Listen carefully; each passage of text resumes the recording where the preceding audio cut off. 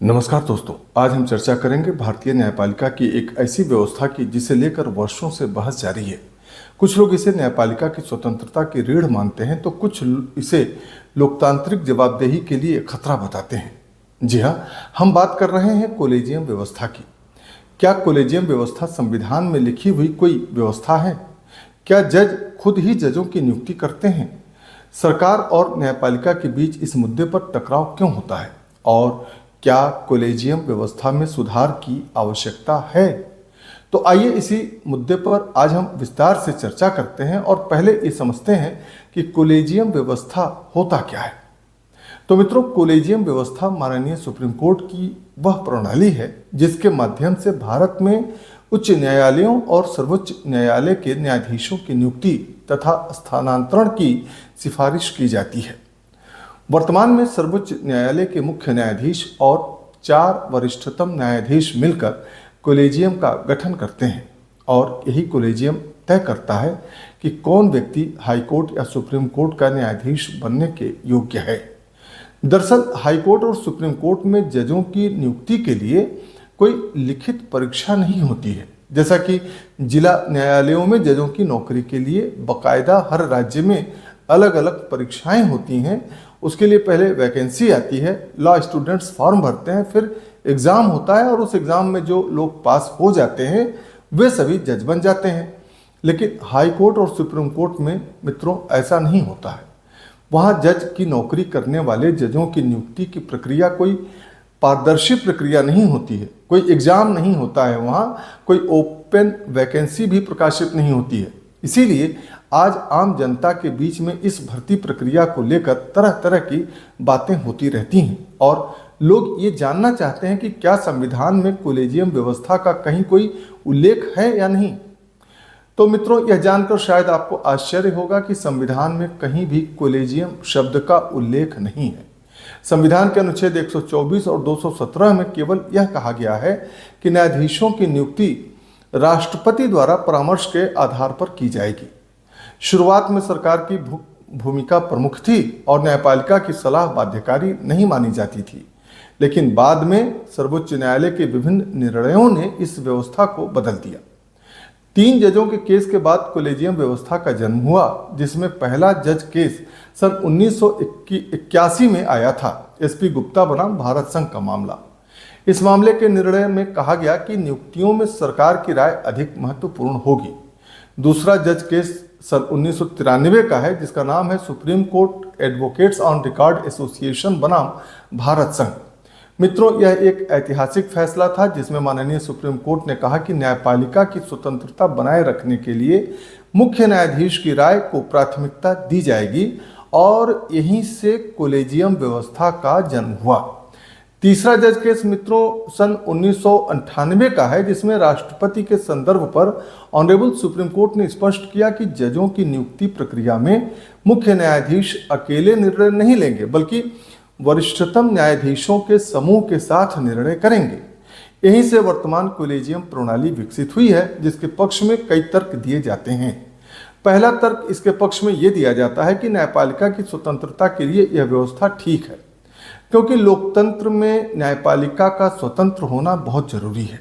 यदि सरकार ही जज नियुक्त करेगी तो वह जज सरकार के खिलाफ फैसला कैसे करेगा? सरकार के हस्तक्षेप से नियुक्त जज के जजमेंट की निष्पक्षता पर प्रश्न उठ सकते हैं। इसलिए कोलेजियम राजनीतिक हस्तक्षेप को सीमित करता है और कोलेजियम व्यवस्था बिल्कुल उचित व्यवस्था है। ऑनरेबल सुप्रीम कोर्ट ने कई मामलों में कहा है कि न्यायपालिका की स्वतंत्रता संविधान की मूल संरचना का हिस्सा है। इसलिए नियुक्ति प्रक्रिया ऐसी होनी चाहिए जिसमें कार्यपालिका का अत्यधिक नियंत्रण न हो। इसके अलावा जजों की योग्यता और न्यायिक क्षमता का मूल्यांकन न्यायाधीश बेहतर तरीके से कर सकते हैं। इसलिए चयन का अधिकार न्यायपालिका के पास होना उचित माना जाता है। लेकिन मित्रों, दूसरी ओर इस कोलेजियम व्यवस्था की आलोचनाएं भी हो रही हैं और लोग इसकी कमियों को बताकर इस व्यवस्था की लगातार आलोचना करते हैं। और आलोचकों का कहना है कि इस कोलेजियम व्यवस्था में पारदर्शिता का अभाव है और सबसे बड़ी आलोचना यही है कि चयन प्रक्रिया पूरी तरह पारदर्शी नहीं है। किस आधार पर किसी व्यक्ति का चयन हुआ या किसी का नाम खारिज हुआ, इसकी जानकारी प्रायः सार्वजनिक नहीं की जाती है। इसी तरह इस व्यवस्था में जवाबदेही की कमी भी पाई जाती है। कॉलेजियम किसी निर्वाचित संस्था के प्रति जवाबदेह नहीं होता है। यदि कोई गलत चयन हो जाए तो उसकी जिम्मेदारी तय करना कठिन होता है। सबसे बड़ी कमी इस व्यवस्था में मित्रों ये है कि इसमें भाई भतीजावाद के आरोप बहुत ज़्यादा लगते हैं। समय समय पर आरोप लगाए गए हैं कि न्यायाधीशों के रिश्तेदारों या परिचितों को ही प्राथमिकता मिलती है। हालांकि सभी मामलों में यह आरोप सिद्ध नहीं हुए हैं, लेकिन इस प्रकार की आलोचनाएं व्यवस्था की विश्वसनीयता को प्रभावित जरूर करती हैं।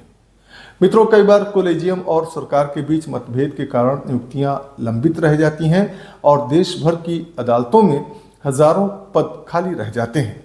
इसका सीधा असर न्याय वितरण पर पड़ता है। मित्रों, जजों की नियुक्ति प्रक्रिया को लेकर एनजेएसी विवाद भी हमें देखने व सुनने को मिलता रहता है। दरअसल वर्ष 2014 में संसद ने 99वां संविधान संशोधन पारित किया और इसके तहत राष्ट्रीय न्यायिक नियुक्ति आयोग एनजेएसी बनाया गया। इसमें न्यायपालिका, सरकार और अन्य सदस्यों की भागीदारी प्रस्तावित थी। सरकार का इसके पक्ष में तर्क था कि इससे नियुक्ति प्रक्रिया अधिक पारदर्शी और जवाबदेह बनेगी। लेकिन वर्ष 2015 में ऑनरेबल सुप्रीम कोर्ट की 5 न्यायाधीशों की संविधान पीठ ने supreme court advocates on record association बनाम भारत संघ के मामले में एनजेएसी को असंवैधानिक घोषित कर दिया और ऑनरेबल सुप्रीम कोर्ट ने कहा कि यह न्यायपालिका की स्वतंत्रता को प्रभावित कर सकता है और संविधान की मूल संरचना के विरुद्ध है। इस प्रकार कॉलेजियम व्यवस्था फिर से लागू हो गई है। मित्रों, एनजेएसी को रद्द करते समय ऑनरेबल सुप्रीम कोर्ट ने यह माना था कि कॉलेजियम व्यवस्था में कुछ खामियां तो हैं और इसमें सुधार की आवश्यकता भी है। माननीय सुप्रीम कोर्ट ने कॉलेजियम व्यवस्था में पारदर्शिता बढ़ाने और प्रक्रिया को बेहतर बनाने की बात कही थी। इसके बाद कुछ सिफारिशें और निर्णय सार्वजनिक भी किए जाने लगे हैं। आज भी केंद्र सरकार और न्यायपालिका के बीच नियुक्तियों को लेकर समय समय पर मतभेद सामने आते रहते हैं और सरकार का कहना है कि अधिक जवाबदेही और पारदर्शिता आवश्यक है, जबकि न्यायपालिका का कहना है कि स्वतंत्रता से समझौता नहीं किया जा सकता। न्यायपालिका की स्वतंत्रता सर्वोच्च है। इस प्रकार यह बहस आज भी जारी है और बहस के बीच कई विधि विशेषज्ञ कॉलेजियम व्यवस्था में सुधारों की वकालत करते हुए सुझाव देते हैं कि इसमें चयन के स्पष्ट मानदंड तय हों, सिफारिशों के कारणों का अधिक खुलासा किया जाए, विविधता और सामाजिक प्रतिनिधित्व सुनिश्चित हो और नियुक्तियों की समय सीमा तय हो। इसके अलावा न्यायपालिका की स्वतंत्रता और लोकतांत्रिक जवाबदेही के बीच संतुलन बनाया जाए। दोस्तों, सच्चाई और निष्कर्ष यह है कि कॉलेजियम व्यवस्था न तो पूरी तरह आदर्श है और न ही पूरी तरह दोषपूर्ण। इसने न्यायपालिका की स्वतंत्रता को तो मजबूत किया है, लेकिन पारदर्शिता और जवाबदेही से जुड़े गंभीर प्रश्न भी खड़े हुए हैं। भारत जैसे लोकतंत्र में चुनौती यह है कि न्यायपालिका स्वतंत्र भी रहे और जनता के प्रति विश्वास एवं जवाबदेही भी इसकी बनी रहे। इसलिए आवश्यकता किसी एक पक्ष की जीत की नहीं, बल्कि ऐसी संतुलित व्यवस्था की है जो स्वतंत्रता, पारदर्शिता और जवाबदेही तीनों मूल्यों की रक्षा कर सके। इस मुद्दे पर मित्रों, आपकी राय क्या है? क्या कॉलेजियम व्यवस्था जारी रहनी चाहिए या फिर जजों की नियुक्ति के लिए कोई नई और अधिक पारदर्शी नियुक्ति प्रणाली विकसित की जानी चाहिए? आप अपनी राय कमेंट बॉक्स में हमें जरूर लिखें और यदि आपको यह वीडियो उपयोगी लगा हो, अच्छा लगा हो तो इसे लाइक करें, शेयर करें और चैनल को सब्सक्राइब करना बिल्कुल ना भूलें। आपसे होगी फिर मुलाकात, तब तक के लिए नमस्कार, धन्यवाद, जय हिंद।